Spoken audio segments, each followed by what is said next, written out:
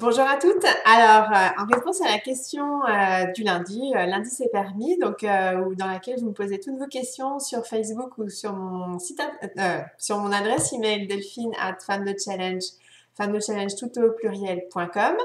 Donc sur toutes les questions qui vous trottent dans la tête concernant la reconversion, l'expatriation, la conciliation vie pro vie perso et donc l'entrepreneuriat. Donc je réponds à vos questions donc tous les lundis. Alors aujourd'hui je réponds à la question de Roselyne. J'ai mon idée pour devenir entrepreneur mais ne sais pas dans quel ordre démarrer les choses. J'ai déjà des clients potentiels mais pas encore de site internet. Comment démarrer?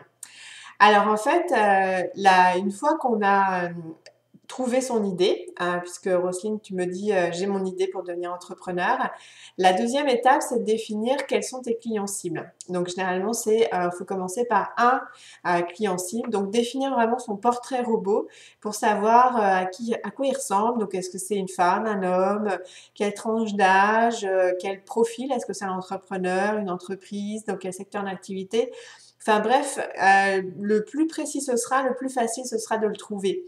Et donc, l'étape où tu en es, Roselyne, c'est vraiment là. Donc, définir qui est ton client idéal, parce que, comme je l'ai déjà dit un peu tout au long de mes échanges, l'idée, c'est vraiment que tu ou vous pouvez aider en fait beaucoup de personnes parce que vous avez une expertise, une idée, mais vous serez vraiment excellente avec les personnes que vous avez décidé, vous avez choisi en fait. Parce qu'en termes de valeur, de besoin, de résonance, vous aurez plus, vous triperez plus, vous vivrez plus avec ces personnes-là.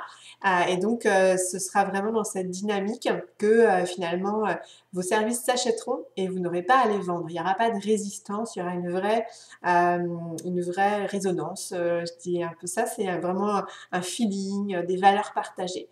Donc là, Roselyne, c'est l'étape à définir votre client idéal, même si vous en avez déjà des clients potentiels. L'idée, c'est vraiment d'être vraiment très très précise, quitte parfois peut-être à dire non à certains qui vous diront oui, parce que c'est pas là où vous serez la meilleure. Donc l'étape suivante, du coup, c'est ça.